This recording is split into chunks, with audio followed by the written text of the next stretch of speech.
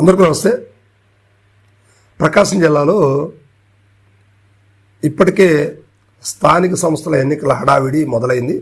ఆ వేడి కూడా అన్ని నియోజకవర్గాల్లో అన్ని చోట్ల కూడా అప్పుడే ఆ హడావిడి కనిపిస్తూ ఉంది.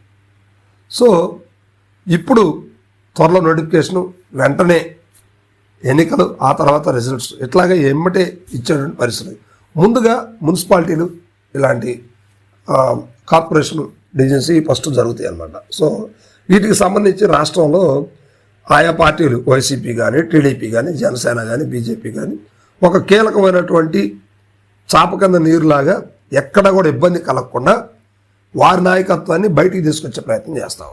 సో ఇందులో ప్రకాశం జిల్లాకు సంబంధించి ముఖ్యంగా జనసేన పార్టీ ఈ మధ్య కాలంలో ప్రతి జిల్లాలో కూడా హైలైట్ అవుతూ ఉంది. సో అయితే ప్రకాశంలో జనసేనకి గతంలో షేక్ రియాజ్ గారు కొంతవరకు నడిపించినప్పటికీ ఇప్పుడు బాలినేని వాసు గారు వచ్చారు. ఆయనకి తోడుగా ఆయన కుమారుడు కూడా ఉన్నాడు. సో ఆయన వర్గం అంతా కూడా ఉంది, నాతోనే ఉంది, నేను చాలా స్ట్రాంగ్గా ఉన్నాను అంటూ బాలినేని గారు చెప్పడం అనేది ఆయన హావభావాలను బట్టి, ఆయన పెడుతున్నటువంటి ప్రెస్ మీట్లు, మీటింగ్ని బట్టి, వచ్చేటువంటి ఆయన సర్కిల్ని బట్టి ఆయన బలంగా ఉన్నాడు అనేది మాత్రం అర్థమవుతా ఉంది.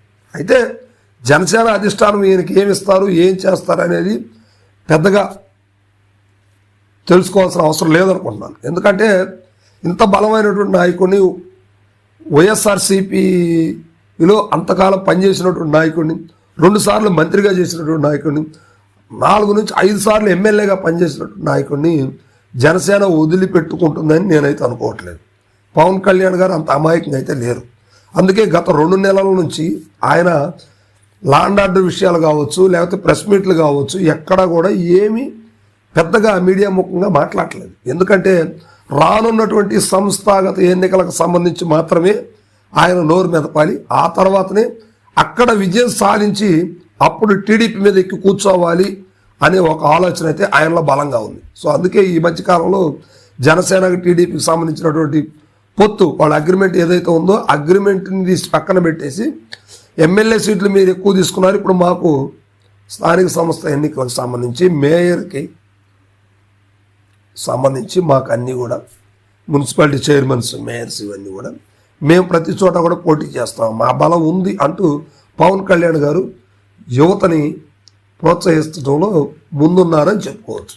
సో అయితే ఇప్పుడు మనం ముఖ్యంగా ప్రకాశం జిల్లాలో బాలినేని గారి హయాంలో జనసేన పార్టీ ఎంతవరకు నడుస్తుంది అనేది ఇప్పుడు ఒకసారి చూస్తే, ఒక 7 నుంచి 8 మంది సీనియర్ నాయకులు, మాజీ ఎమ్మెల్యేలు కావచ్చు, ఎమ్మెల్యే కంటెస్ట్ చేసి ఓడిపోయినటువంటి నాయకులు కావచ్చు, ఒక 7 నుంచి 8 మంది నాయకులు ఇప్పుడు బాలినేని వాసు గారితో టచ్లోకి వచ్చారు.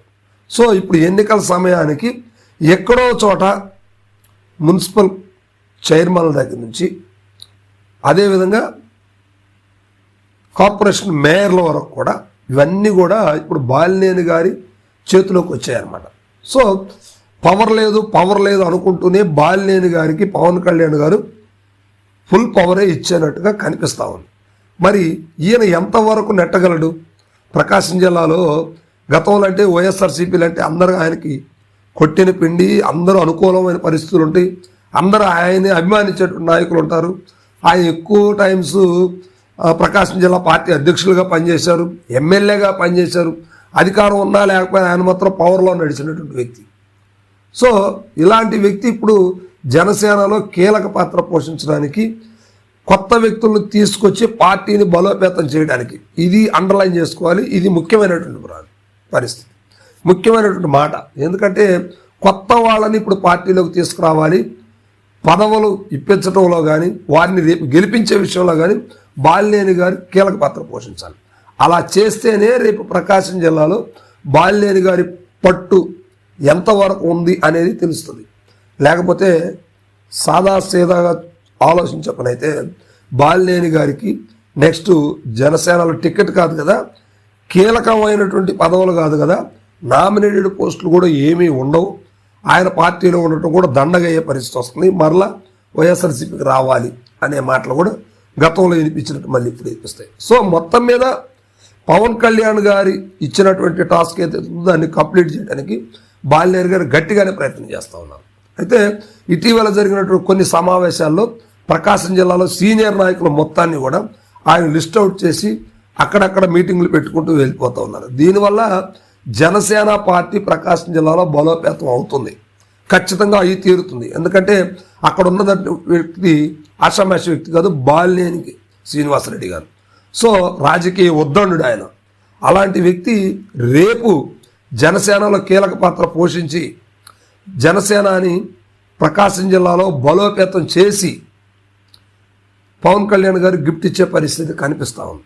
సో మరి ఇప్పుడు బాలినేని గారి బలం ఎంతమందిని జనసేనలోకి తీసుకురాగలడు, ఎంతమందికి ఆయన సపోర్ట్ చేసి గెలిపించగలడు, జనసేన పార్టీ కీలకంగా వ్యవహరించడానికి అసలు ప్రకాశం జిల్లాలో అవకాశాలు ఎంతవరకు ఉన్నాయి అనే మాటలన్నీ కూడా ఇప్పుడు ఆయనకు సవాళ్ళుగా మారినటువంటి పరిస్థితి. మరి ఇలాంటి పరిస్థితుల్లో బాలినేని గారు పవన్ కళ్యాణ్ గారికి ఇచ్చినటువంటి మాట నిలబెట్టుకుంటాడా లేక ఫెయిల్యూర్ అవుతారనేది మీ కామెంట్ రూపంలో తెలియజేయండి.